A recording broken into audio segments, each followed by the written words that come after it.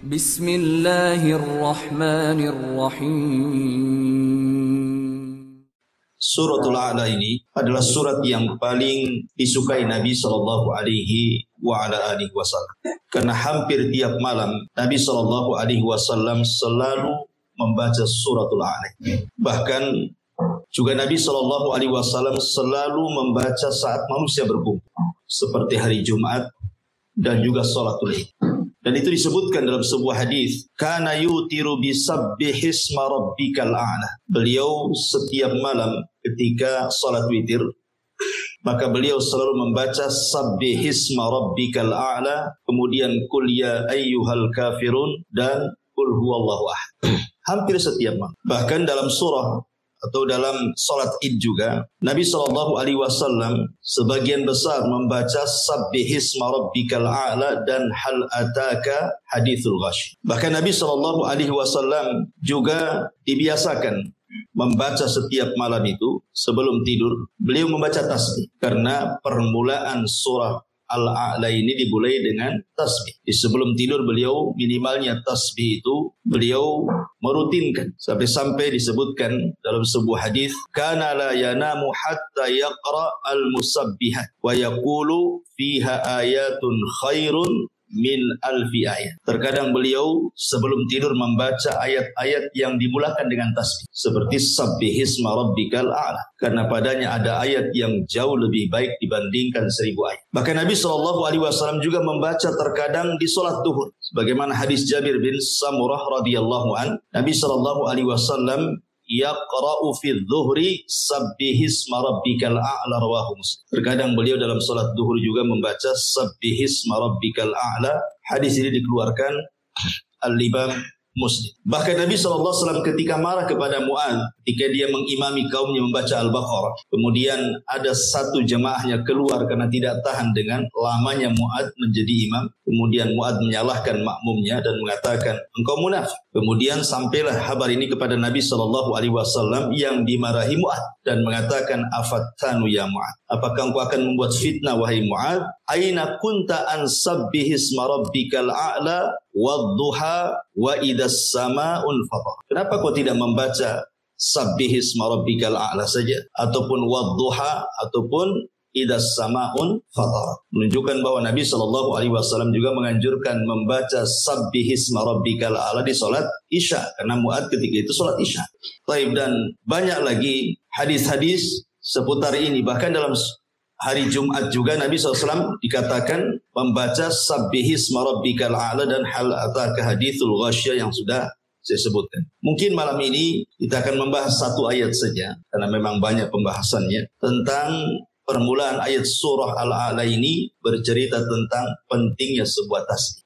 Ma'asyiral muslimin yang dimuliakan Allah Subhanahu wa taala. Tasbih itu diambil dari kata-kata at-tanzih. Tasbih itu maknanya tanzih. Tanzih itu artinya membersihkan. Seolah-olah Allah mengatakan nazzih rabbaka an kulli naqsin. Bersihkan Rabbmu dari setiap kekurangan. Jadi sabbihisma rabbikal a'la artinya kita diperintahkan oleh Allah Subhanahu wa taala untuk membersihkan Rabb kita dari setiap sifat-sifat yang kurang bagi Allah Subhanahu wa taala. Makanya ada sebuah kaidah yang disebutkan para ulama, kullu sifati naqsin fil makhluqi fal khaliqu aula bitanazzuhi anha in kanat la taliqu bi. Setiap sifat yang kurang bagi makhluk, maka bagi Khalik Allah Subhanahu wa taala lebih utama untuk ditiadakan. Kalau bagi makhluk saja sifat itu sifat kurang, maka bagi Allah Subhanahu wa taala harus lebih dibuang lagi sifat-sifat seperti itu. Kalau seandainya sifat itu tidak layak disematkan kepada Allah Subhanahu wa taala. Kenapa? Karena tidak semua sifat yang kurang bagi makhluk itu kalau diterapkan kepada Allah ikut kurang pula. Ada sifat-sifat yang kurang bagi makhluk, tapi kalau disematkan kepada Allah justru sempurna. Contoh umpamanya di antara sifat Allah Subhanahu wa taala al-mutakabbir. Sifat Allah itu sombong. Bagi makhluk sombong ini tidak bagus. Sifat yang kurang bagi makhluk. Dan orang pun tidak suka orang sombong itu. Justru orang itu suka dengan orang yang memiliki kebalikannya, tawadhu. Kalau orang tawadhu kan orang suka. Tapi kalau orang sombong kan enggak suka. Makanya Allah Subhanahu wa taala melarang. Tidak ada makhluk selain daripada Allah Subhanahu wa taala untuk menyombongkan diri. Wala tamshi fil ardi maraha. Janganlah kalian berjalan di muka bumi ini dengan kondisi sombong. Dan nanti pada hari kiamat orang-orang yang sombong di dunia itu akan dikecilkan badannya seperti seekor semut. Di tengah-tengah orang besar yang berjalan menuju Allah Subhanahu wa taala sehingga dia terseok-seok untuk menghindari kaki-kaki orang besar. Jadi ketika di dunia dia merasa besar, Allah kecilkan nanti pada hari kiamat.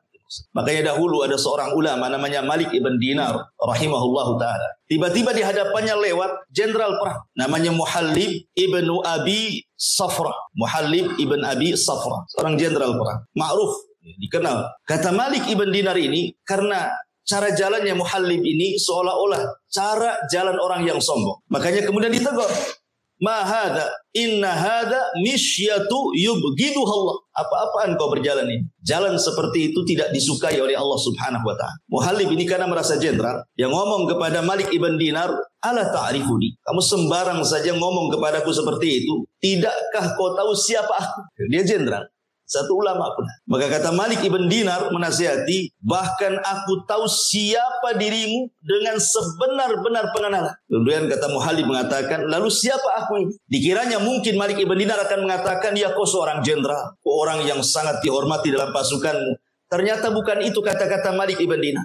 Apa kata Malik ibn Dinar? Ya, aku tahu siapa kamu. Alasta antal ladzi awwaluka nutfatan nadhirah wa akhiruka jifatan qadhirah wa antal an tahmilu adharah. Bukankah engkau yang dulu terlahir dari air mani yang sangat hina dan kelak engkau ketika mati akan menjadi bangkai yang sangat busuk, dan sekarang engkau dalam badan membawa najis yang sangat kotor. Baru dia terdiam dan dia mengatakan, al-an araftani haqqal ma'rif. Oh, terima kasih, kau sudah mengingatkan aku siapa. Dari sini menunjukkan bahwa sombong itu tidak disukai Allah. Tapi kalau Allah sombong, itu sudah wajar. Sesuatu yang kurang bagi makhluk belum tentu kurang bagi Allah kalau sifat itu diletakkan kepada Allah. Tetapi secara kaidah umum, setiap sifat yang kurang bagi makhluk kalau diterapkan kepada Allah, maka lebih kurang lagi tidak boleh. Kecuali ada sifat-sifat yang terbalik tadi. Tapi yang jelas bahwa ketika Allah mengatakan sabbihisma rabbikal a'la, hendaklah kita mensucikan Rabbmu yang maha tinggi ini, maksudnya di sini tasbih di sinilah at-tanzih, membersihkan setiap sifat-sifat Allah ataupun perbuatan-perbuatan Allah dari sifat dan perbuatan yang tidak layak disematkan kepada Allah Subhanahu wa taala. Itulah makna tasbih. Baik, ma'asyiral muslimin yang dimuliakan Allah Subhanahu wa taala. Kalau kita bicara tentang tasbih ini banyak sekali faedahnya. Mungkin di antara kita ada yang belum tahu tentang keajaiban tasbih. Ma'asyiral muslimin yang dimuliakan Allah Subhanahu wa taala, saya akan sebutkan beberapa keajaiban tasbih. Baru kita bentangkan soal tasbih lebih dalam lagi. Ma'asyiral muslimin yang dimuliakan Allah Azza wa Jalla, yang pertama, tasbih itu ucapan subhanallah yasilu ila ridha, bisa mengantarkan kepada ridha Allah Subhanahu wa taala. Jadi orang yang banyak bertasbih, maka dia akan ridha hatinya. Apapun yang Allah Subhanahu wa taala ujikan kepada kita bukan hanya sekedar sabar, tapi dia bisa redha. Karena tingkatan redha itu tingkatan tertinggi dalam sabar. Sabar itu di bawahnya, redha itu di atas. Seperti orang kena musibah. Ada orang bisa sabar, tetapi belum tentu bisa redha. Nampaknya sabar, tapi kalau disentuh keluar semua isi. Tapi kalau orang redha, mau disentuh apapun, dia sudah mengatakan innalillahi wa inna ilaihi raji'un. Semua datang dari Allah. Kalau Allah menghendaki, ya semua akan kembali kepada Allah. Dia akan redha. Lah tasbih itu yasilu ila ridallahi azza wa jalla, akan mengantarkan kepada keridhaan Allah Subhanahu wa taala. Ma'asyiral muslimin yang dimuliakan Allah Azza wa Jalla. Yang kedua, yu'inu 'ala sabri. Kata ulama, bisa menolong kita untuk bisa lebih sabar lagi dalam kehidupan. Makanya kenapa ketika Nabi SAW merasa sempit dadanya dengan perlakuan orang-orang Quraisy yang tidak mau menerima dakwahnya, apa kata Allah? Fasbir 'ala ma yaqulun fasabbih bihamdi rabbik. Apa kata Allah? Sabarlah terhadap apa yang mereka katakan kepadamu wahai Muhammad. Mereka mengatakan kau gila, mereka mengatakan kau penyihir, kau penyair, dan begitu seterusnya. Sabar saja, tidak perlu menjadikan sempit dada. Bagaimana cara melapangkannya? Fasabbih bihamdi rabbik. Bertasbihlah dengan memuji nama Rabb. Dari sini menunjukkan bahwa Allah iringkan kalimat sabar dengan tasbih, menunjukkan bahwa sabar itu bisa diraih dengan tasbih. Ini dua. Yang ketiga, secara umum tasbih itu adalah zikir kepada Allah Subhanahu wa taala. Akan tetapi ma'asyiral muslimin yang dimuliakan Allah Azza wa Jalla, ternyata kalau kita melihat tentang ayat perintah tentang zikir, tasbih ini disendirikan dari zikir. Seperti Allah mengatakan dalam surah Al-Ahzab ayat 42-43, ya ayyuhalladzina amanu dzkurullaha dzikran katsira wasabbihuhu bukratan wa asil. Wahai orang-orang yang beriman, perbanyaklah zikir kepada Allah dan perbanyaklah tasbih di pagi dan petang hari kalian. Bukankah ucapan tasbih itu bagian daripada zikir? Kenapa dikeluarkan? Seolah-olah di sini ada penyebutan zikrul khas ba'dal am. Disebutkan kalimat khusus setelah menyebutkan kalimat umum, menunjukkan bahwa tasbih itu ada keistimewaan tersendiri dari seluruh zikir yang ada. Sama ketika Allah menyebutkan tentang malaikat. Allah mengatakan tanazzalul malaikatu waruh, di mana seluruh malaikat turun dan juga ruh. Ruh itu siapa? Jibril. Kan Jibril bagian daripada malaikat. Kenapa disendirikan? Menunjukkan bahwa Jibril ini bukan sembarang malaikat. Makanya dari sini ketika Allah keluarkan tasbih dari zikir, padahal dia bagian daripada zikir, menunjukkan bahwa tasbih ini bukan zikir biasa. Ketika kita mengucapkan subhanallah, subhanallah, subhanallah, ini bukan zikir biasa. Ini zikir yang spesial. Kalau zikir saja Allah mengatakan ala bi dzikrillahi tatmainnul qulub, bahwa dengan zikir kepada Allah itu tenang hatinya, maka tasbih itu bukan hanya menenangkan hati, sampai kepada melembutkan hati. Jadi hati kita akan lembut lagi. Bukan hanya tenang saja, lembut hati kita. Ini diantara faedah yang ketiga. Kemudian faedah yang keempat, bahwa tasbih juga termasuk maqasidut tauhid ataupun maqasidu ad-da'wati ilallah. Tujuan daripada dakwah kepada Allah, tujuan daripada tauhid terangkum dalam tasbih. Ketika Nabi Musa alaihi salatu wassalam, dia hendak berdakwah kepada Firaun dalam surah Toha. Kan Musa ini kan pelat ngomong. Dia tidak bisa ngomong fasih. Musa itu. Sementara dia punya abang namanya Harun. Harun ini fasih ngomong. Sehingga kemudian Musa meminta kepada Allah untuk dijadikan Harun itu wazirnya, teman dia dalam berdakwah. Bagaimanapun kalau berdakwah berdua kan lebih ringan. Karena apalagi Harun punya keistimewaan memiliki lidah yang fasih. Tidak sebagaimana Musa, ya, lidahnya kurang fasih. Makanya kemudian Nabi Musa alaihi salatu wasallam meminta kepada Allah Subhanahu wa taala untuk dijadikan Harun sebagai wazirnya, teman dakwahnya, menterinya. Kemudian Nabi Musa menyebutkan tujuannya. Apa tujuannya?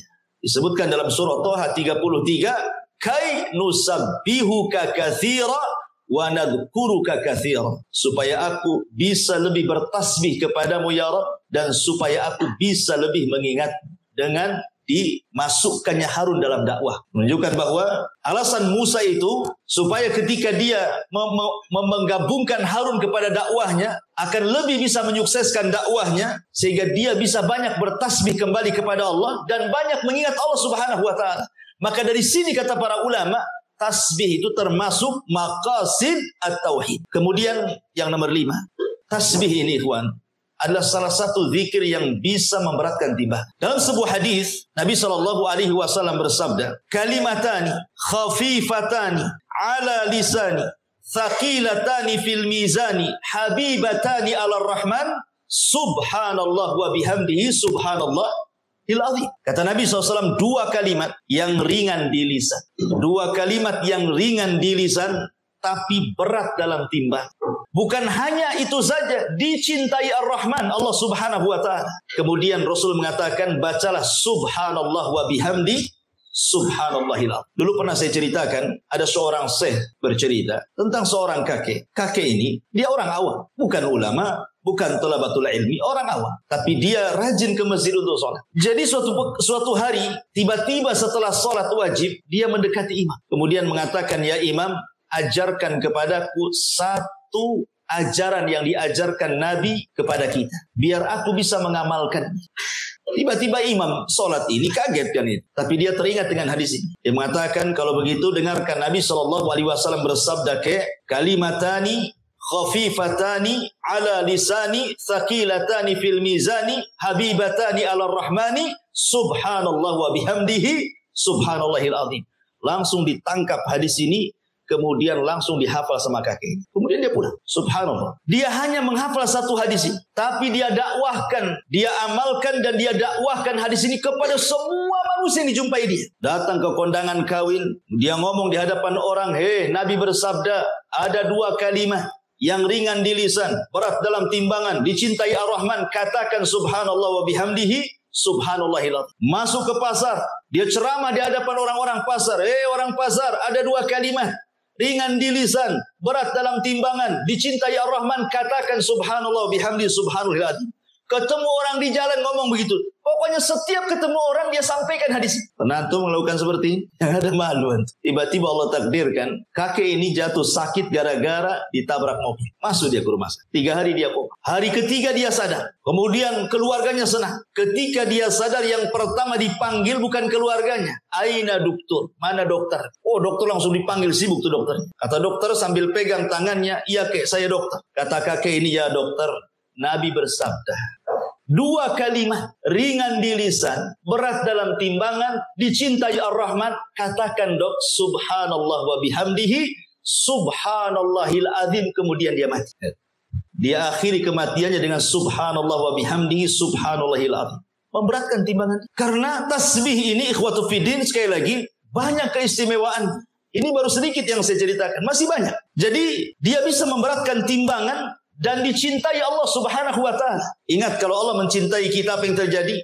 Nadahu Jibril. Allah akan panggil Jibril. Apa kata Allah? Ya Jibril, inni uhibbu fulana. Aku suka dengan si fulan. Maka Jibril mengatakan, ketika Allah mengatakan, ya Jibril, aku suka dengan si fulan, maka kau juga harus suka. Jibril langsung panggil semua malaikat dan mengatakan, wahai malaikat-malaikat Allah, Allah suka dengan si fulan, kalian juga harus suka dengan si fulan.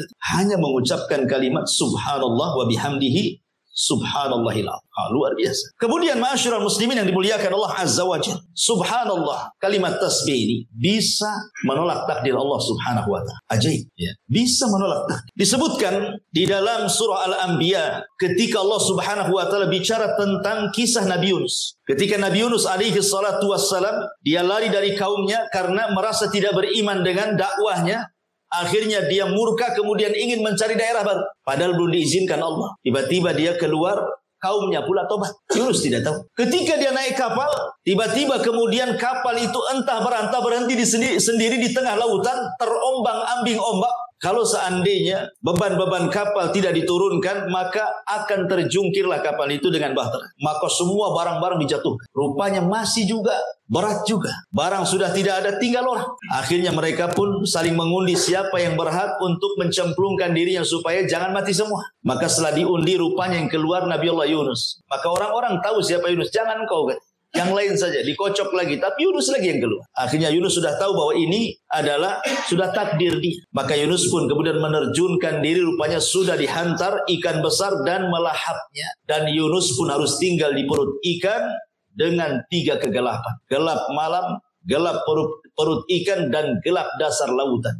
Harusnya secara takdir Yunus mati. Mana bisa orang hidup di perut bumi? Oksigen dari mana? Kita nyelam saja bisa mati. Apalagi dalam perut ikan. Di kegelapan malam, di dasar lautan pula. Siapa yang menjadikan Yunus selamat? Allah Subhanahu wa taala. Apa penyebabnya? Tasbih. Yang menyebabkan Nabi Allah Yunus kemudian diselamatkan dari takdir Allah Subhanahu wa taala, dari kematian, adalah tasbih. Fanada fi dhulumati alla ilaha illa anta subhanak inni kuntu minadh dhalimin. Maka Yunus pun terus berdoa kepada Allah. Tidak ada sembahan yang berhak disembah kecuali Dia. Subhanak. Di tasbih. Maha suci Engkau ya Allah. Sungguh aku termasuk orang-orang yang zalim. Makanya Allah mengatakan, kalau seandainya Yunus itu bukan termasuk ahli tasbih, la labitha fi batnihi ila yaumi yub'atsun. Maka Yunus tidak akan dikeluarkan dari perut ikan itu sampai kiamat dibangkitkan. Kalau bukan karena dia ahli tasbih. Bahasanya ahli tasbih. Makanya dia diselamatkan. Ya, tasbih bisa menolak takdir. Bahkan kita tahu bahwa dahulu di zaman Bani Israel ada seorang nabi yang digigit oleh satu semut. Marah dia. Kemudian dia bawa obor api. Kemudian hendak dibakarlah itu satu kampung semut itu. Yang salah satu semut mau dibakar pula kampung semut. Maka Allah Subhanahu wa taala utus malaikat menegur nabi tersebut. Maka kemudian malaikat ini mengatakan, "Anqarasatka namlatun ahlakta ummatan minal umami tusabbih," katanya. Kamu ini gimana? Hanya gara-gara satu semut yang menyakitimu, tiba-tiba kau mau membakar kampung semut yang mereka senantiasa bertasbih kepada Allah.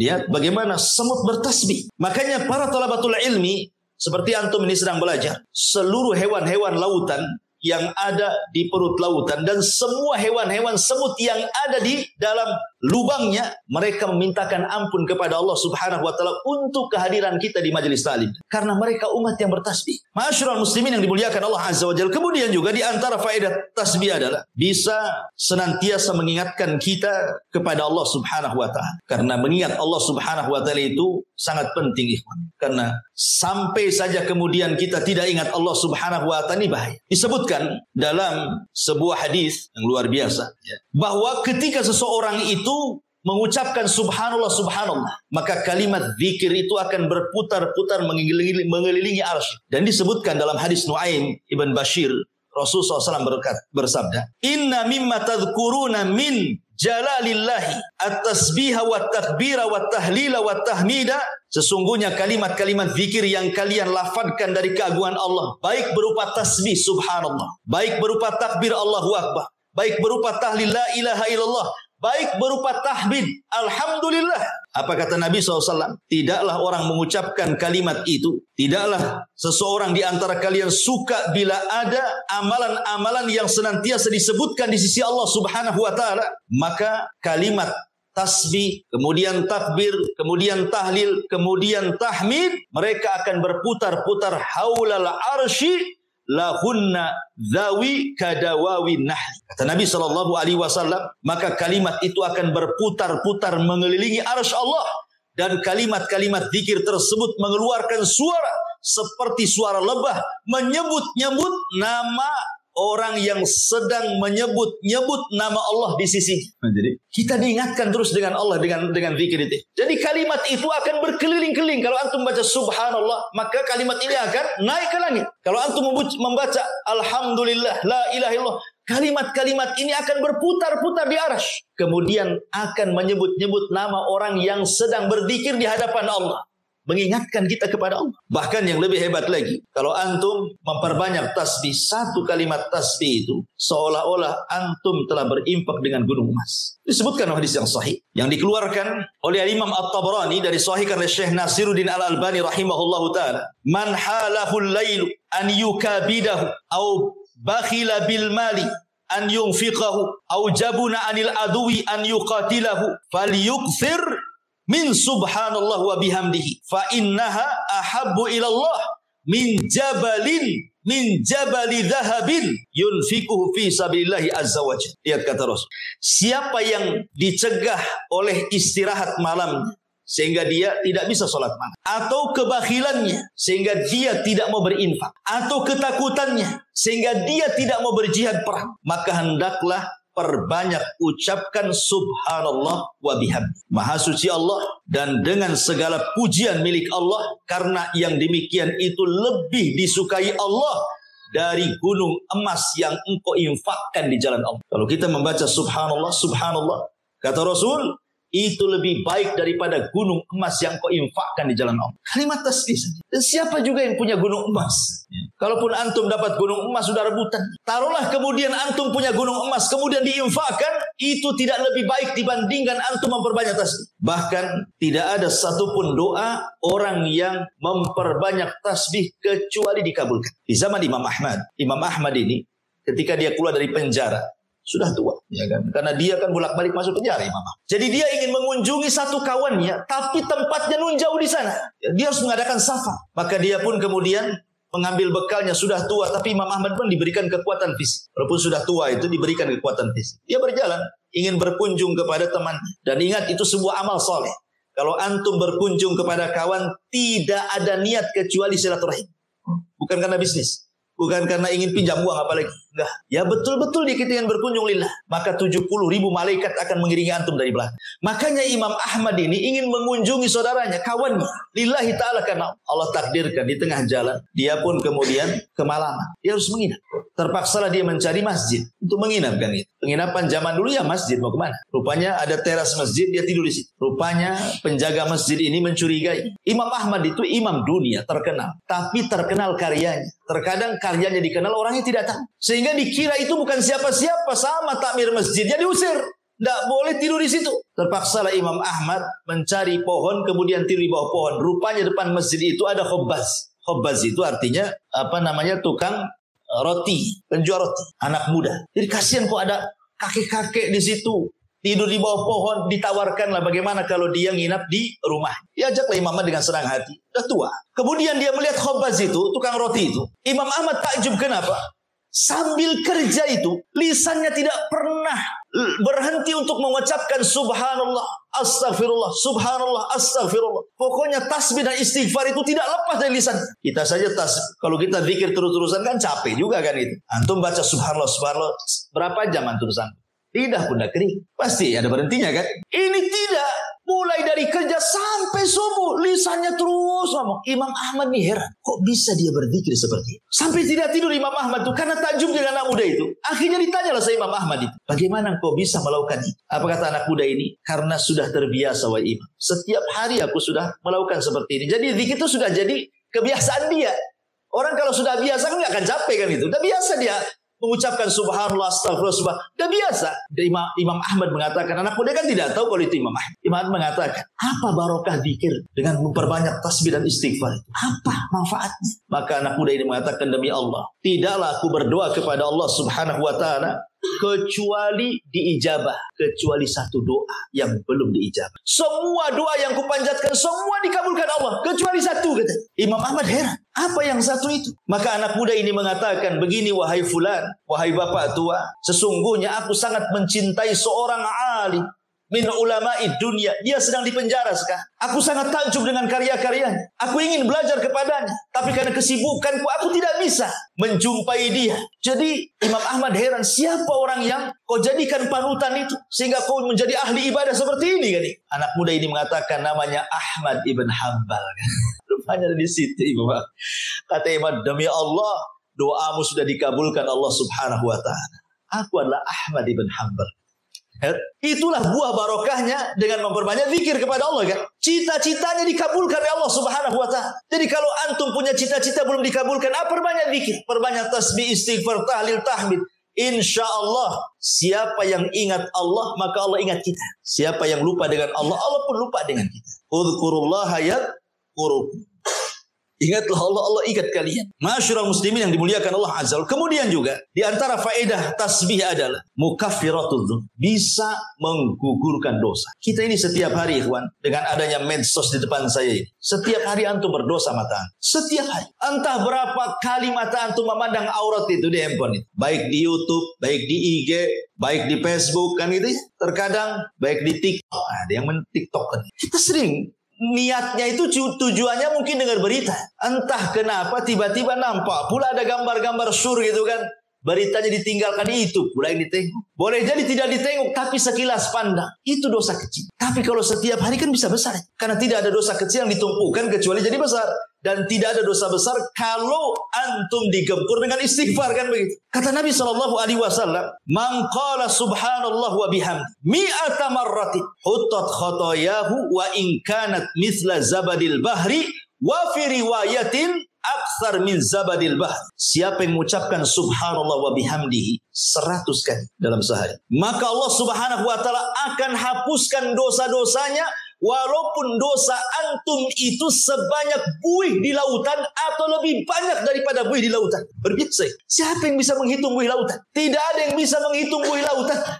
Bahkan kata Rasul, lebih banyak daripada buih lautan. Seandainya dosa kita lebih banyak dari buih lautan, tetap diampuni. Tentu yang dimaksud di sini dosa-dosa kecil maksudnya.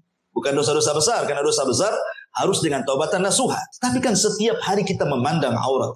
Antum ke pasar, antum di jalan, lihat wanita-wanita itu. Kan nampak auratnya. Entah tertampak, entah keenakan nampak. Nah, macam-macam kan orang itu. Kalau tak cantik mungkin ya tertampak lah. Kalau cantik makin ditampak-tampak.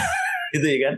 Betapa banyak dosa kita setiap hari, yang dari handphone, yang di dunia nyata, yang di pasar, yang di mall. Nah ini kan dosa kecil. Makanya Umar bin Khattab tadi saya sudah katakan, tidak ada dosa kecil kalau dikumpulkan ya besar juga gitu maksudnya. Tapi itu bisa dihapuskan dengan memperbanyak tasbih. Subhanallah wa bihamdi. Subhanallah wa bihamdi. Ya. Masyarul muslimin yang dimuliakan Allah Subhanahu wa taala. Kemudian juga lebih daripada itu, bahwa tasbih ini sebab mendapatkan rizki Allah Subhanahu wa taala. Jadi orang akan mudah mendapatkan rizki Allah Subhanahu wa taala disebabkan dengan memperbanyak tasbih. Nabi Zakaria Mungkin sebagian antum sudah dengar ceritanya. Dia berdoa kepada Allah Subhanahu wa taala untuk meminta anak. Dia sudah tua, istrinya mandi. Ketika dia melihat Maryam dalam mihrabnya memperbanyak zikir kepada Allah Azza wa Jalla dan beribadah. Kemudian tiba-tiba dapat karomah, ada makanan, maksudnya buah-buahan di musim dingin pula ada di musim panas, atau ada buah-buahan di musim panas pula ada di musim dingin. Kata Zakaria, kalau ini terjadi kepada Maryam, bukan mustahil Allah pun bisa memberikan keturunan kepada. Akhirnya kemudian Zakaria mulai meniru Maryam. Apa itu? Memperbanyak ibadah di mihrab. Seraya berdoa kepada Allah agar minta diberikan keturunan. Allah kabulkan, Allah kabulkan. Kemudian ketika datang malaikat memberi kabar bahwa dia akan memiliki keturunan dengan nama yang tidak ada sebelumnya, yang diberi nama oleh dia, namanya Yahya. Zaman itu nggak ada Yahya, kecuali Zakaria saja yang memberi nama Yahya. Terus sekarang banyak Pak Yahya, di mana-mana ada Pak Yahya. Dulu nggak ada nama Yahya kecuali putra Zakaria. Kemudian Nabi Zakaria mengatakan, qala rabbi ij'al li ayat. Ya Rabb, sekarang berikan tanda-tandanya. Kalau memang aku akan punya turunan. Seperti apa tanda-tandanya? Maka Allah mengatakan, qala ayatuka alla tukalliman nas salasata ayyamin illa ramza. Tandanya kalau istrimu hamil, maka tiba-tiba kau akan bisu. Kau tidak akan bisa ngomong selama 3 hari. Kau hanya bisa mengisyaratkan dengan mata, dengan telinga, dengan dahi, dengan tulisan. Pokoknya kau akan susah ngomong. Kalau engkau kemudian merasa susah bicara dan itu selama 3 hari, itu istrimu lagi hamil. Itu tandanya. Kemudian di ujung ayat Allah katakan apa? Wadhkur rabbaka katsira wasabbih bil ashiyyi wal ibkar. Maka ingatlah terus Rabbmu dan banyak-banyaklah bertasbih di waktu pagi dan petang. Kata ulama tafsir, di antara sebab dikabulkannya Nabi Zakaria punya keturunan karena dia memperbanyak tasbih dan zikir. Ya. Ini rizki. Sesuatu yang mustahil bagi kita kan? Rupanya mungkin pula bagi Allah Subhanahu wa ta'ala. Dengan apa? Ya tadi memperbanyak zikir terutama tasbih. Dan itu juga dijelaskan dalam nasihat Nuh alaihi salatu wassalam. Suatu ketika Nuh sebelum wafat, itu kan mengumpulkan putra-putra. Kemudian Nuh mengatakan kepada anak-anaknya, aku wasiatkan kepada kalian dengan 4 perkara. Yang 2 kuperintahkan, yang 2 kularang. Adapun yang 2 kuperintahkan, jangan lupa dengan kalimat la ilaha illallah. Sebab kalau seandainya kalimat itu ditimbang di satu neraca, kemudian 7 lapis langit dan 7 lapis bumi ditimbang di neraca satunya, maka la ilaha illallah jauh lebih berat dibandingkan langit dan bumi. Ini satu. Kemudian yang kedua, kata Nuh alaihi salatu wassalam, yang pertama, la ilaha illallah. Kemudian menjelaskan tentang keutamaannya. Kemudian yang kedua, wa subhanallah wa bihamd. Wasiat yang kedua kata Nuh, jangan lupa membaca subhanallah wa bihamd. Apa faedahnya kata Nuh? Fa innaha salatu kulli syai'in wa biha yurzaqul khalqu. Kata Nuh alaihi salatu wassalam bahwa ucapan subhanallah wa bihamdi adalah doa setiap makhluk yang Allah ciptakan, dan dengan sebab itulah makhluk diberikan rezeki Allah. Dengan subhanallah wa bihamdi itu sebab itulah Allah kasih rezeki. Karena tasbih ini ikhwan, semua bertasbih. Nanti saya akan sebutkan dalil-dalilnya. Malaikat bertasbih, lautan bertasbih, semut bertasbih, bahkan petir juga bertasbih. Semua yang diciptakan Allah itu semua bertasbih. Kita masih menjelaskan keutamanya. Masyaallah muslimin yang dimuliakan Allah Subhanahu wa taala. Kemudian juga selain juga diberikan rezeki oleh Allah Subhanahu wa taala, tasbih itu bisa menghilangkan keperitan dunia. Siapa di antara kita yang tidak pernah terkena masalah? Pasti di antara kita banyak masalah. Ada yang karena hutang dia masalah kan itu. Ada yang karena keluarga, mungkin masalah dengan pasangan, mungkin masalah dengan anak-anak. Ya kan? Mungkin masalah di kantor, mungkin masalah di jalan. Masalah itu tidak akan ada hentinya. Selesai ini, datang yang lain. Karena memang dunia ini tempat ujian. Tetapi bagaimana solusinya supaya kita keluar daripada masalah itu? Maka diantaranya adalah dengan cara bertasbih kepada Allah Subhanahu wa ta'ala. Tadi saya jelaskan dalilnya. Ketika Nabi SAW ditimpa masalah yang luar biasa dari kaumnya. Walaqad na'lamu annaka yadhiku sadruka bima yaqulun. Kata Allah, fasabbih bihamdi rabbika wa kun minas sajidin. Dan sungguh kami tahu dadamu menyempit wahai Muhammad karena ucapan orang-orang kafir. Tetapi perbanyak tasbih dengan memuji Rabbmu dan teruslah kau sujud kepada Allah. Perintah yang pertama kepada Rasul sebelum disuruh untuk memperbanyak sujud apa? Tasbih dulu kan. Suruh memperbanyak tasbih supaya lapang dadamu. Apa yang diucapkan mereka itu nanti akan menjadi sebuah kelapangan. Terkadang kan ada orang yang mungkin disakiti orang dengan ucapannya, itu dendamnya 7 turunan. Ada orang itu kan begitu, disakiti, digibah, difitnah, sudah kayaknya dunia ini kelam begini. Tetapi supaya kita dikeluarkan dari itu, perbanyak tasbih. Ini salah satu manfaat tasbih. Makanya kata Abdurrahman As-Sa'di di dalam kitabnya Tafsir As-Sa'di, ketika beliau memberikan catatan kepada ayat ini, apa kata beliau? Aksir min dzikrillah wa tasbihihi wa tahmidihi was salati fa inna dzalika yuwassi'u sadra. Perbanyak oleh kamu zikir kepada Allah, kemudian bertasbih, bertahmid dan salat, dan itu bisa melapangkan dada kita. Ma'asyiral muslimin yang dimuliakan Allah Azza wa Jalla. Kemudian juga tasbih ini adalah ucapan yang paling dicintai Allah Subhanahu wa taala. Tasbih ini adalah ucapan yang paling dicintai Allah Subhanahu wa taala. Disebutkan dalam hadis Abi Dzar radhiyallahu anhu. Nabi sallallahu alaihi wasallam pernah ditanya, "Ayyul kalami afdal?" Rasul, kalimat yang paling afdal itu apa? Yang diucapkan manusia. Maka Nabi SAW mengatakan, Inna ahabbal kalam ilallah subhanallah wa biham. Sesungguhnya tidak ada ucapan yang lebih dicintai Allah melebihi antum mengucapkan subhanallah wa bihamdi. Itu ucapan yang paling dicintai Allah Subhanahu wa taala. Ikhwan, orang kalau cinta itu pasti dengan memperbanyak penyebutannya kan. Kalau antum cinta istri, nggak akan disebut tuh istri tetangga. Nggak akan disebut. Yang disebut ya istri antum saja karena antum cinta. Kalau ada antum berdua ngomong sama kawan atau bertiga, kemudian memuji istrinya, pasti antum, enggak, istri saya lebih pandai karena cinta. Artinya orang cinta itu man ahabba syai'an aktsara dzikrah. Siapa yang mencintai sesuatu pasti akan memperbanyak untuk menyebut-nyebut sesuatu itu. Karena di mata orang yang sedang jatuh cinta, tidak ada orang lain kecuali dia. Ingat kisah Laila Majnun? Ya kan? Yang sudah saya ceritakan. Jadi ada seorang wanita namanya Laila. Wanita cantik. Jatuh cinta dengan si Majnun. Majnun ini, namanya Majnun, gila. Saking cintanya jadi gila. Dia hendak melamar, ditolak, diusir. Akhirnya dia pergi ke hutan. Sampai di hutan kelaparan. Kemudian dia berburu kijang, menjangan. Dipanah sama dia. Kemudian kena pula kakinya, robohlah kijang itu. Kemudian didekati. Ketika mau diambil pisau dan mau digorok, ditatap pula mata kijang itu. Kata dia, subhanallah, mata kijang kok sama dengan mata Laila. Dilepas kijang itu. Itulah makanya Majnun itu. Lihat. Orang cinta itu bisa jadi gila. Lapar padahal dia. Bisa loh dilepas. Makanya sejak itulah disebut Majnun. Makanya ada Laila Majnun. Itulah Majnun, gila itu. Udah lapar-lapar, kena pula dilepas gara-gara mata kijangnya mirip dengan mata Laila. Orang cinta kayak gitu. Mabok dia. Ma'asyiral muslimin yang dimuliakan Allah Azza wa Jalla. Jadi kalau orang cinta dengan Allah, maka perbanyak zikir dengan Allah.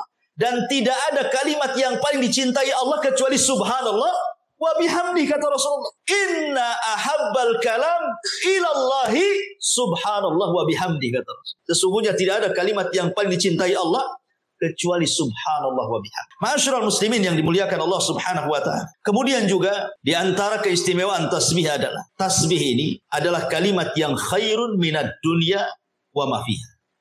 Seandainya dunia yang banyak macam-macamnya ini, ada rumahnya, ada gedungnya, ada tanahnya, ada perhiasannya, itu dibandingkan dengan tasbih, maka dunia itu tidak ada apa-apa. Nabi SAW mengatakan dalam sebuah hadis yang diriwayatkan oleh Abi Hurairah radhiyallahu anhu dari Nabi SAW, seandainya la an aqula subhanallah wa bihamdi, seandainya aku mengucapkan subhanallah walhamdulillah wala ilaha illallah Allahu akbar, kata Rasul, seandainya aku katakan subhanallah walhamdulillah wala ilaha illallah Allahu akbar ahabbu ilayya mimma tala'at alaihi syamsu. Lebih baik bagiku dibandingkan cahaya matahari. Cahaya matahari ini, cahaya yang bisa mengelilingi bumi.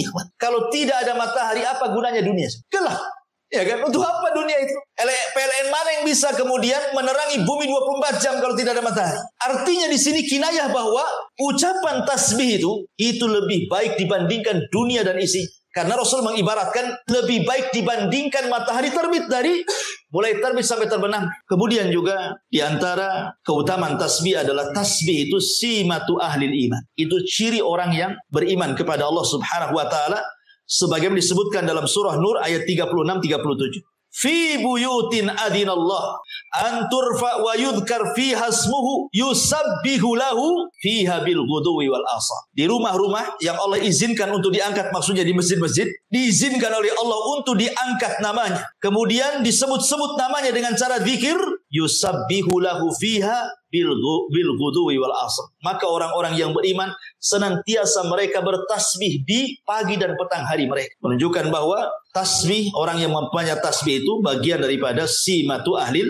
iman, ciri orang yang beriman kepada Allah Azza wa Jalla. Ma'asyiral muslimin yang dimuliakan Allah Azza wa Jalla, termasuk juga di antara keutamaannya adalah kasbu hasanatin katsiratin fi awqatin yasiratin. Membaca subhanallah bihamdihi ini sama dengan antum berniaga, modalnya kecil tapi untungnya besar. Modalnya mungkin 100.000, untungnya pula 100 juta. Enak nggak? Enak lah. Untuk bisnis modalnya cuma 100.000, untungnya pula 100 juta. Mana ada perniagaan yang seuntung ini? Lihat kata Nabi SAW dari hadis Sa'd bin Abi Waqqas radhiyallahu anhu. Kami duduk-duduk bersama Nabi SAW. Apa kata Rasul? Ayak jazu ahadukum an yaksiba kulla yaumin alfa hasan. Lemahkah kalian dalam setiap hari kalian mendapatkan 1000 kebaikan? Sahabat berpikir, macam mana 1000 kebaikan? Kalau sholat 1000 kali sholat, siapa yang tahan? Kalau puasa 1000 hari, ini kan hitungannya 1 hari. Puasa macam mana puasa? Ya harus 1000 kali puasa kan gitu ya. Jadi pandangan para sahabat seolah-olah harus banyak ibadah untuk mendapatkan 1000 kebaikan itu. Kemudian sahabat ini bertanya, bagaimana caranya? Dalam 1 hari kita mendapatkan 1000 kebaikan itu. Maka Nabi SAW mengatakan, yusabbih mi'ata tasbihat fayuktab lahu alfa hasan. Cukup engkau bertasbih 100 kali, maka dicatat di sisi Allah 1000 kebaikan. Bayangkan bandingannya. Kita cuma 100 kali, tapi balasannya 1000. Ibaratnya saya contohkan tadi. Antum modalnya 100.000. Dapatnya pula juta-juta kan begitu. Ini menunjukkan juga keutamaan apa? Membaca subhanallah wa bihamdihi, tasbih kepada Allah. Dan yang terakhir, bahwa kalau ingin menanam tanaman di sorga, kita ingin nanam sekarang ya di sorga, apa bisa-bisa. Dengan cara apa? Kata Nabi SAW, man qala subhanallah wa bihamdi, ghurisat lahu bihi nakhlatun fil jannah. Barang siapa yang mengucap 1 kali saja subhanallah wa bihamdi, itu antum sudah menanam 1 pokok kurma di sorga. Padahal pokok kurma ini antum punya 1 saja di samping rumah berbuah, viralnya luar biasa, ya kan? Boleh jadi antum pagar, siapa yang nengok suruh bayar. Itu ya kan?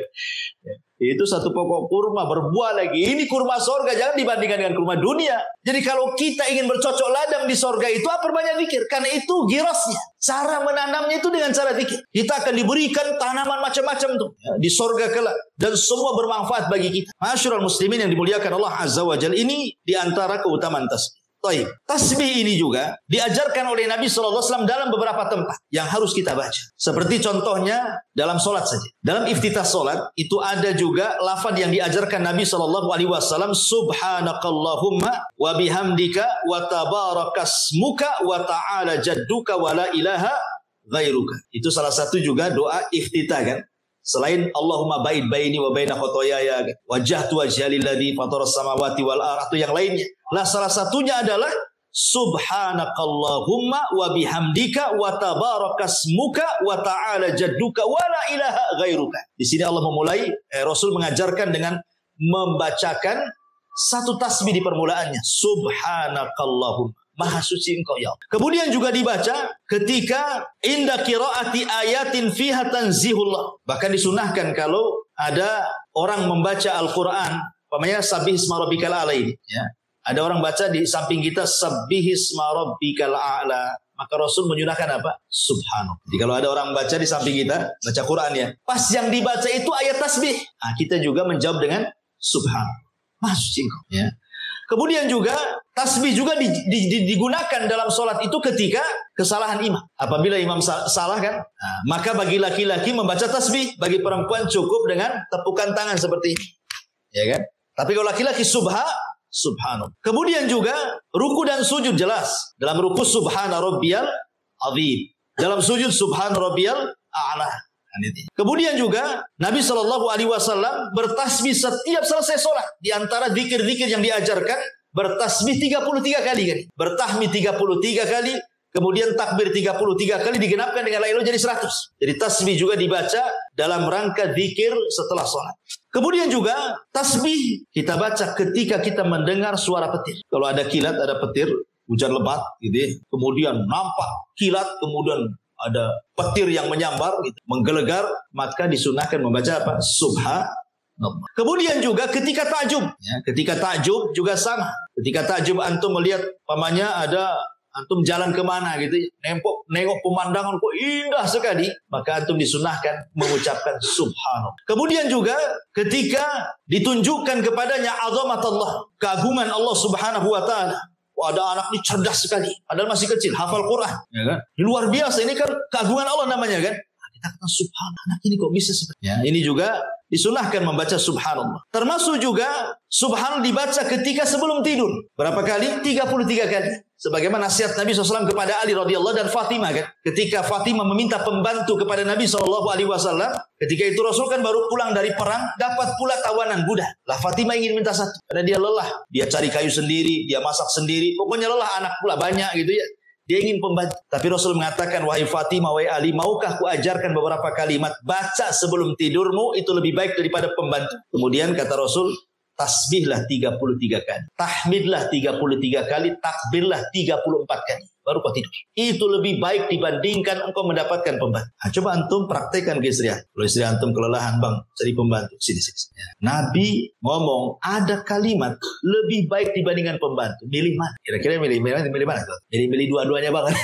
gitu. Baik. Kemudian juga disunahkan ketika intibah minan naum. Ketika seseorang terbangun dari tidur juga disunahkan membaca subhanallah. Kemudian juga disebutkan juga ketika al-istiwa ala al-markub. Antum naik di atas kendaraan, antum baca subhanallah. Bahkan ketika antum berjalan di kendaraan, kalau menanjak antum disuruh takbir, Allahu Akbar. Ya. Kalau nurun disuruh tasbih subhanallah. Semua maha suci Allah Subhanahu wa taala. Termasuk juga indal kusuf, indal qarab ya, ketika salat gerhana, ketika sedang banyak kesulitan, tadi sudah saya jelaskan, termasuk juga selesainya majelis ta'lim. Doanya subhanakallahumma bihamdika asyhadu an la ilaha illa anta astaghfiruka wa atubu ilaik. Wassalamualaikum warahmatullahi wabarakatuh. Enggak, belum selesai. Ya. Jadi intinya bahwa itu juga termasuk disuruh tasbih. Ya. Setelah antum baca majelis tasbih. Justru dengan tasbih itu, karena kita tidak tahu, mungkin kalau antum begini kan tidak aktif ya, pasif. Saya aja ngomong. Tapi kalau antum berkumpul di luar, ngobrol di warung, ya berempat berlima gitu, kan saut-sautan. Terkadang kan ada kumpul itu dalam rangka rapat, dalam rangka main-main saja, dalam rangka kumpul-kumpul. Terkadang adalah kalimat-kalimat itu yang menyinggung. Kita tidak tahu, entah ketika ngobrol itu tahu gibain orang, ya, tahu-tahu menghina orang. Makanya supaya antum keluar dari majelis itu tidak punya dosa, itulah ada namanya kafaratul majlis. Maka disebut kafarah itu untuk menghilangkan dosa di majelis itu. Karena kalau orang sudah bermajelis itu macam-macam omongannya di situ kan. Entah tidak sadar ngomongin orang, menghina orang, entah yang di situ pula tersinggung kan. Maka sebelum pergi baca ya kafaratul majlis supaya keluar itu sebagaimana masuk yang tidak punya dosa. Jangan pula masuk tak punya dosa, keluar pula banyak dosa gitu maksud. Makanya ada namanya kafaratul majlis. Lah kafaratul majlis itu salah satu kandungannya adalah tasbih. Karena dimulai dengan tasbih. Menunjukkan, dan tadi saya sudah katakan bahwa tasbih itu bisa menggugurkan dosa. Ma'asyiral muslimin yang dimuliakan Allah Subhanahu wa taala. Baik. Kemudian kalau kita melihat di dalam Al-Quranul Karim, tasbih ini Allah Subhanahu wa taala sampai menyebut dalam tatanan bahasa Arab, ada yang dalam bentuk fi'il madhi, ada yang dalam bentuk fi'il mudhari, ada yang dalam bentuk fi'lul amr, ada juga yang dalam bentuk masdar. Coba bayangkan, semua kata kerja ada. Contoh umpamanya kata kerja yang fi'il mudhari umpamanya. Contohnya banyak dalam Al-Quran seperti yusabbihu lillahi ma fis samawati wa ma fil ard. Yusabbihu lillahi ma fis samawati wa ma fil ard al-malikul quddus. Ya kan, dalam surah Al-Jumu'ah Allah mulai dengan fi'il mudhari yusabbih, ataupun dengan kalimat masdar subhanakallah, subhanallah. Itu masdar artinya. Seperti Allah Subhanahu wa taala mengatakan la ilaha illa anta subhanaka inni kuntu minadh dhalimin. Atau dalam bentuk fi'il madhi, sabbaha lillahi ma fis samawati wal ardi wa huwal azizul hakim. Surah Al-Hadid. Atau dalam bentuk perintah seperti yang kita sedang kaji ini. Sabbih, ya, itu perintah namanya kan? Sabbih, bertasbihlah engkau. Lihat bagaimana Allah Subhanahu wa taala sampai-sampai menyebutkan kalimat tasbih dalam Al-Qur'an itu banyak sekali. Ada yang mengatakan sampai 900 kali kalimat tasbih diulang-ulang dalam Qur'an. Saking banyaknya, saking pentingnya kalimat tasbih. Sampai ada dalam bentuk fi'il madhi, fi'il mudhari, fi'il amr, ada juga dalam bentuk masdar gitu. Karena saya katakan tadi keutamanya sudah saya jelaskan. secara global. Baik, kalau kita melihat tentang alam semesta ini, bagaimana Allah Subhanahu wa taala menjelaskan bahwa semua makhluk itu bertasbih kepada Allah. Allah bertasbih untuk dirinya. Sebagaimana Allah mengatakan dalam surah As-Saffat ayat 180, Subhana rabbika rabbil izzati amma yasifun. Di sini Allah bertasbih kepada dirinya sendiri. Ya. Kemudian para malaikat bertasbih. Yusabbihuna al-laila wan nahara la yafturun. Malaikat itu bertasbih siang dan malam, tidak bosan. Jadi tasbih itu ucapan malaikat. Zikirnya malaikat setiap hari, siang malam tidak berhenti. Kemudian juga tasbih juga adalah ucapan para nabi. Seperti umpamanya Nabi Musa ketika meminta untuk melihat Allah. Apa kata Musa? Angdur ilaika ya Rabb. Tolong tampakkan wajahmu kepadaku ya Rabb. Apa kata Allah? Lantarani. Kau gak bisa melihatku wahai Musa. Tapi kalau kau maksa, lihat gunung itu. Fasaufa, kalau engkau melihat gunung itu tidak bergempa, maksudnya diam saja, tidak hancur, fasaufa tarani. Engkau akan melihat. Falamma tajalla rabbuhu lil jabali ja'alahu dakka. Allah katakan ketika Allah betul-betul menampakkan kepada gunung Sainai itu, hancur gunung batu itu. Fasara Musa sa'iqam. Musa pun terpental kemudian pingsan. Setelah dia bangun, apa kata Musa? Tubtu ilaika. Musa mengatakan, Subhanaka tubtu ilaika. Maha suci engkau ya Rabb. Aku taubat kepadamu. Gak akan minta lagi untuk engkau tampakkan kepada aku. Lihat, Musa menyebut Subhan. Begitu juga tadi kisahnya Nabi Yunus kan? La ilaha illa anta subhanaka inni kuntu mina zalimin. Itu zikirnya para nabi. Tasbih itu zikirnya para nabi. Zikirnya para rasul. Termasuk juga gunung-gunung. Termasuk juga binatang-binatang, burung-burung. Semua bertasbih kepada Allah.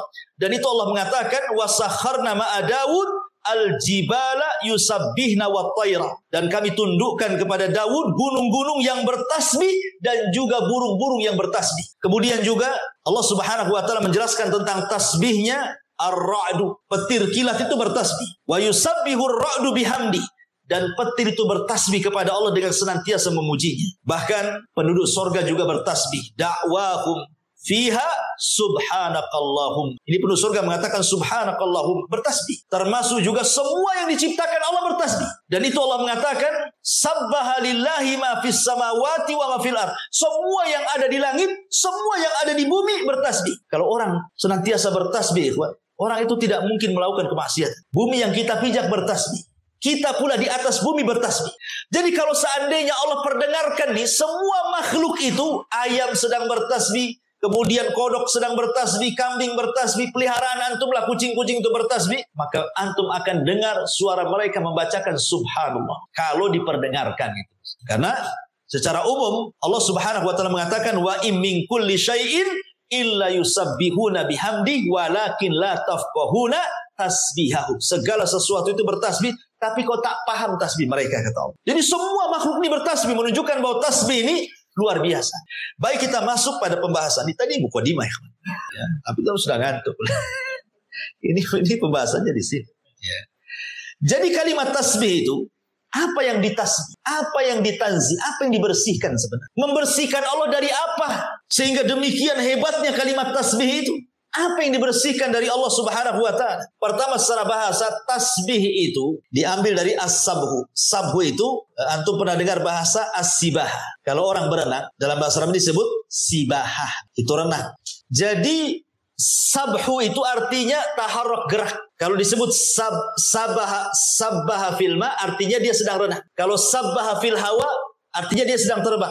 Kalau sabbaha fil ardi, artinya dia sedang masya, berjalan. Jadi sabbaha itu artinya gerak, bergerak. Ketika lisan kita bergerak-gerak dan isinya adalah tanzihulillah, berusaha membersihkan Allah dari setiap sifat-sifat yang kurang, berarti kita sedang bertasbih, ya, menggerakkan kalimat subhanallah, subhanallah, subhanallah, begitu maksud. Dan membersihkan Allah itu dari 4 perkara. Kenapa kita harus bertasbih? Karena ada 4 perkara yang harus kita bersihkan dari Allah. Pertama, membersihkan zat. Kita bersihkan Allah secara zatnya dari setiap sifat yang tidak layak untuk disematkan kepada Allah. Dari setiap sifat yang tidak layak disematkan kepada Allah, maka kita bersihkan.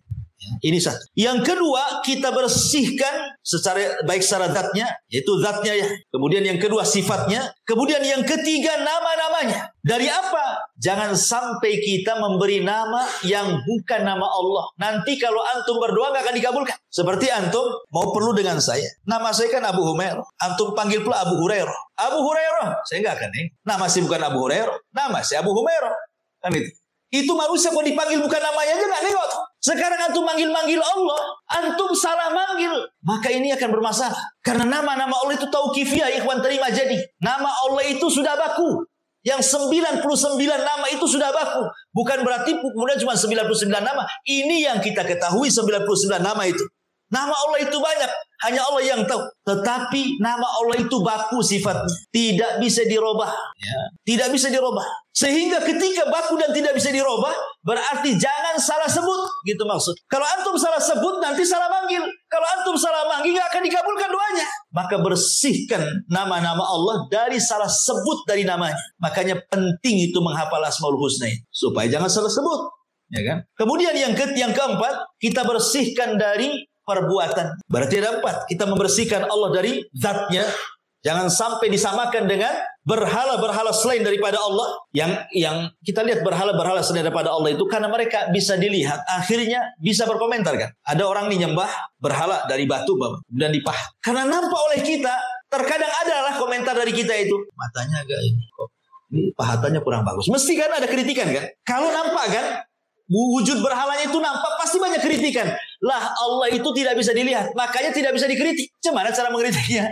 Barang itu, kalau kita mau mensifati itu ada 3 caranya. 1, antum pernah lihat, namanya ini botol. Ya, ini botol. Ana katakan, antum tahu nggak botol itu seperti apa? Karena antum pernah melihat. Tahu botol kayak gini, karena pernah melihat. Atau ada kembarannya. Ini ada kembarannya nih. Memang yang aslinya saya tidak tahu, tapi KW-nya saya pernah lihat. Nah, mungkin betulnya kurang lebih. Atau tidak pernah melihat, tidak ada KW-nya, tapi dapat kabar dari orang yang pernah melihat. Sekarang kita terapkan dengan Allah. Ya kan? Siapa yang pernah melihat Allah? Tidak ada. Berarti tidak bisa kita terima. Kemudian, ada nggak orang yang pernah melihat kembarannya Allah? Mustahil Allah punya kembaran. Bagaimana caranya? Paling tinggi yang ketiga. Kita mengenal Allah dari orang yang Allah utus sebagai nabinya yang diberitahu tentang sifat dan nama-namanya. Rasulullah. Hanya itulah kabar tentang Allah dari Rasulullah. Makanya ketika kita bicara tentang nama dan sifat bagi Allah, tetapkan nama itu sebagaimana yang Allah tetapkan dalam Al-Quran atau sebagaimana yang Rasul tetapkan dalam hadis. Begitu juga sifat-sifatnya. Dengan tidak mentasbih menyerupakan. Dengan tidak mentakif membagaimanakan. Dengan tidak mentaktil menghapus dan begitu seterusnya. Itulah akidah ahli sunnah. Ya. Jadi kita bersihkan termasuk perbuatan Allah. Dan perbuatan Allah itu 2. Perbuatan Allah itu 2. Tidak lepas daripada al-fadlu dan al-adlu. Allah itu kalau berbuat sesuatu kepada hambanya, imma al-fadlu, imma al-adlu. Apa itu fadlu? Apa itu al-adlu? Kalau dia bermuamalah dengan orang-orang kafir, maka Allah bermuamalah dengan cara al-adlu, keadilan. Kalau dia bermuamalah dengan orang-orang yang beriman, maka Allah akan bermuamalah dengan cara al-fadlu. Fadlu itu dengan cara Allah lebihkan dengan rahmat. Makanya ketika orang-orang kafir, kenapa Allah ciptakan surga? Kenapa Allah ciptakan neraka? Allah ciptakan neraka karena al-adlu, keadilannya. Allah ciptakan surga karena al-fadlu, karunianya. Ketika Allah masukkan orang ke surga, berarti karena keutamaan dan rahmatnya. Ketika Allah masukkan orang ke neraka, itu bukan karena kezalimannya, tapi karena keadilannya. Bisa dipahami? Ya. Jadi perbuatan Allah tidak lepas daripada 2. Lain dengan perbuatan hamba. Perbuatan hamba tidak lepas daripada 3. Pertama, zalim. Hamba itu zalim, tidak pernah adil. Ya. Dan ini kebanyakan orang zalim. Kemudian yang kedua adil, dan ini sangat sedikit. Kemudian yang ketiga di atasnya adil lagi, yang disebut dengan al-fadl tadi. Dan itu sangat sedikit. Tapi Allah cuma 2 ketika bermuamalah dengan kita. Ima bermuamalah dengan keadilannya, ima bermuamalah dengan kita dengan rahmat dan karunia-Nya. Itulah Allah ciptakan surga dan neraka. Ma'asyiral muslimin yang dimuliakan Allah Subhanahu wa taala. Taib. Di sini Allah mengatakan sabbihisma rabbikal a'la. Sucikanlah nama Rabbmu al-a'la yang maha tinggi. Al-a'la ini sifat daripada Rabb. Dan kalimat Rabb sendiri itu kalimat khususiyah daripada kalimat rububiyah. Jadi kalau disebut Rabb artinya kita bicara tentang perbuatan Allah yang khusus bagi Allah. Seperti Allah menciptakan, Allah mengatur, Allah menguasai dan begitu seterusnya. Ya. Makanya kalimat Ar-Rabb tidak boleh dipanggil kepada makhluk. Walaupun artinya Rabb itu secara bahasa adalah Sayyid, Tuan, ya kan? Seperti ataupun pemilik, seperti Abdul Muthalib pernah mengatakan kepada Abroha, adapun unta itu saya Rabbnya, Rabbul Ibil, kan itu ya. Adapun Ka'bah itu ada Rabbnya sendiri, maksudnya Allah, kan itu ya. Atau kalimat Rabb itu bisa kalimat Sayyid. Rasul mengatakan tidak boleh kita ngomong, pamannya ada budak dengan tuannya. Kemudian kita katakan kepada budaknya ini, berilah makan kepada Rabb. Tak boleh. Walaupun secara bahasa itu adalah sama makna Sayyid, tapi katakanlah berilah makan kepada Sayyidmu atau kepada Maulamu gitu. Jangan dikatakan Rabbmu, karena Rabb itu khususnya bagi Allah Subhanahu wa taala kecuali diidhafahkan. Ya, Rabbul Ibil, Rabbul Bait dan begitu seterusnya. Itu bahasa Arabnya. Kemudian Al-A'la tentu yang maha tinggi. Kalimat yang maha tinggi ini, ikhwan. Dan ini kita tetapkan bahwa Allah Subhanahu wa taala itu ulu di atas ketinggian. Lalu apa yang dimaksud ketinggian itu? Maksudnya yang pertama, Allah maha tinggi itu maha tinggi secara zat wal makanah. Secara zatnya Allah itu di atas ketinggian. Ar-Rahman 'alal arsis, tawa. Allah itu di atas ketinggian. Yang kedua, tinggi di sini maksudnya tinggi al-qadar, kemuliaan. Maksudnya kemuliaan ini tidak ada yang semisal dengan Allah Subhanahu wa taala. Laisa kamitslihi syai'un wa huwas samiul basir. Kemudian yang ketiga, tinggi qaharnya. Apa qahar itu? Tidak ada yang dapat mengalahkan Allah. Semua bergerak dengan izin Allah. Kemudian yang terakhir, ya, tinggi nama dan sifatnya. Tidak ada yang lebih tinggi dibandingkan sifat-sifat Allah dan nama-namanya. Disinilah kemudian kita tinggikan Allah Subhanahu Rabbiyal A'la. Makanya kenapa ketika kita membaca A'la ini dalam posisi kita rendah. Serendah-rendahnya orang ketika sholat dalam posisi apa? Sujud.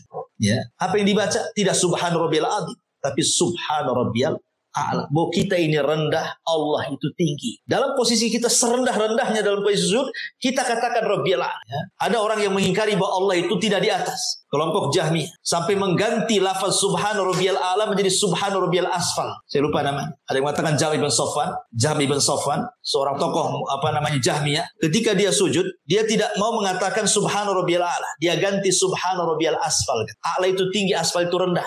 Maha suci Allah yang maha rendah. Allah itu tidak ada di ketinggian. Coba diganti sama dia. Itulah Jahmiyah sesat. Intinya masyarul muslimin yang dimuliakan Allah Azza wa Jalla, dengan melihat mata antum sudah redup gitu ya. Saya pun sudah soak suaranya. Saya kira sampai di sini satu ayat saja kita kaji tafsir di malam ini, mudah-mudahan ada manfaatnya. Akhirnya kita tutup dengan doa kafaratul majlis. Subhanakallah bihamdika asyhadu an la ilaha illa anta astaghfiruka wa atubu ilaik. Allahu ta'ala. Assalamualaikum warahmatullahi wabarakatuh.